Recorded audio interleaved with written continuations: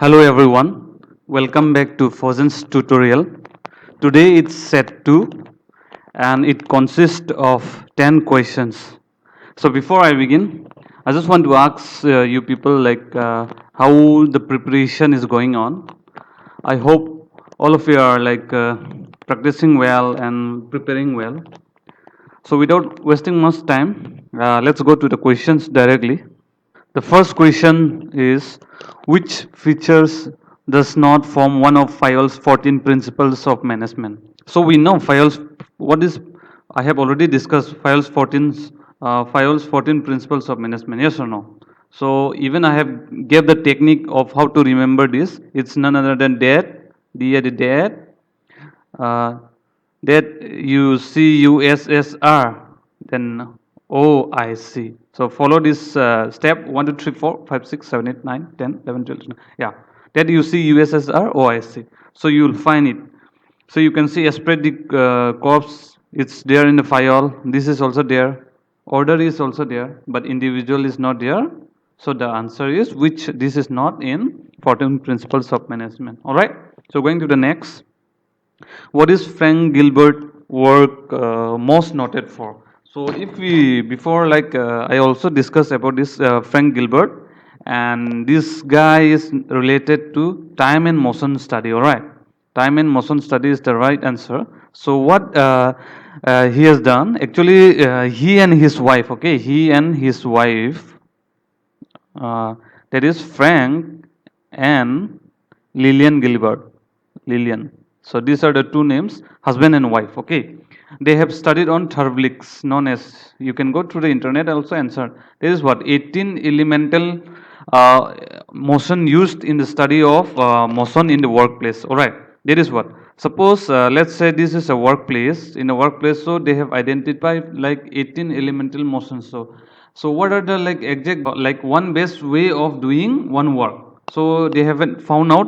So what they did was all the necessary movements, motions were kept, and unnecessary motions were to be eliminated. So they have done in their study motion, time and motion study, and it is also known as Therblix. Or sometimes you may get questions like who is associated with Therblix or how many elements are there in Therblix. So it is 18 elements and associated is Frank Gilbert and Lillian Gilbert. All right. And basically they were talking about ergonomics. Ergonomics means what? User friendly. All right. In the workplace so that injuries will be less or decreasing injuries, all those. So going to the next. What is the guiding principle of scientific management?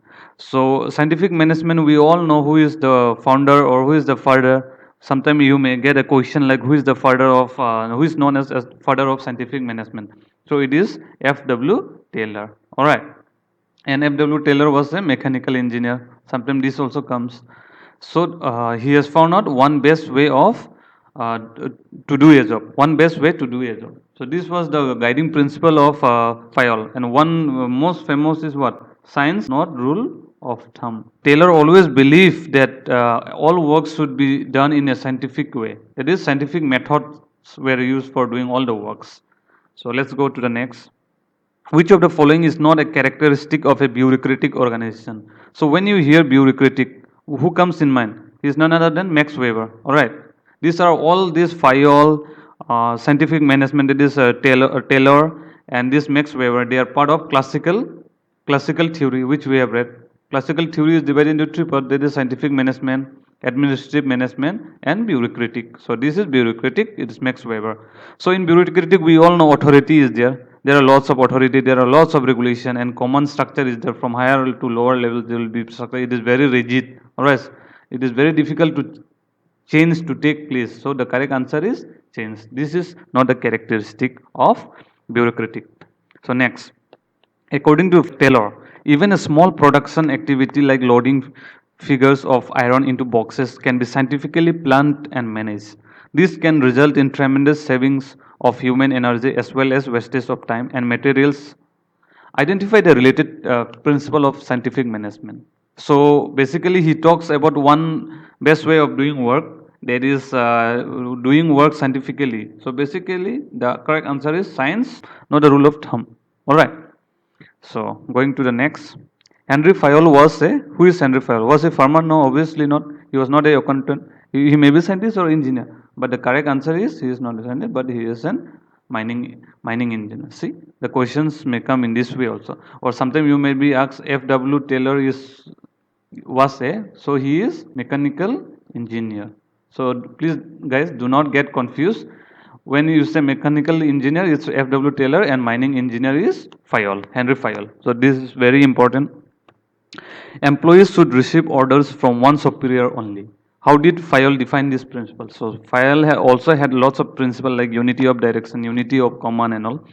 So with respect to only you should have one boss means what? Unity of command, yes or no? This is unity of command. So this is the correct answer. That is you should receive or report to only one boss. Matrix organization violates this unity of command because in matrix you have to like what report to two bosses, one production part, one is functional part. All right, but in Fayol it says that you should only report to one boss. So this matrix organization it violates this unity of command.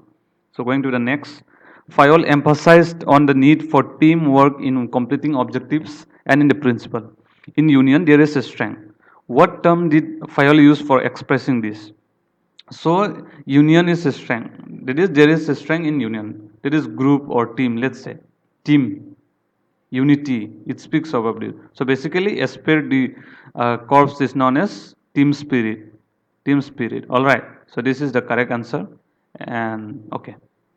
Now next, to avoid wastage of time and resources while communicating in the formal chain, following the organization chart, Fayol introduced a concept. What is it better known as? See, Fayol also introduced one concept, In Scalars chain, what happened? Like let us consider this triangle as one organization structure, like a scalar chain, all right? Scalar chain. So there is a person A here, in this B here C, and here D. Again E, F, G, and H. So sometimes what happens? This D is a boss, let's say. Sometimes what happens? This B want to communicate something with G, okay? So what he has to do? He has to go through C, then C will go to D, again D will come to E, F, and then G. See, it is very lengthy, yes or no? And it is very like lots of hierarchy he have to cross through. So what did Fayol do was, if there is like same equal person, that is equal rank, let's say this is clerk and clerk, or let's say own colleague, so you can communicate directly from B to G instead of going in this like long direction. This is known as what policy is known as? So it is known as gangplank policy. All right. So this is the policy.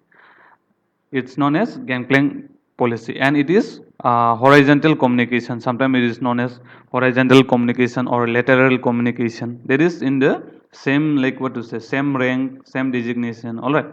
So going to the next. Each group of activities with the same objective must have one head of one plan to achieve the objective.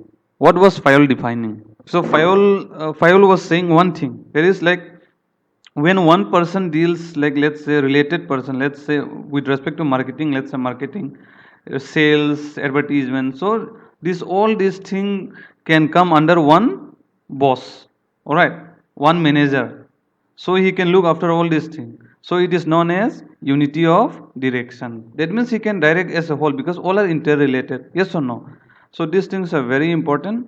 So guys, with this we end our like discussion today here. Thank you so much. And if you have understood, please like the video and kindly share with someone who may need.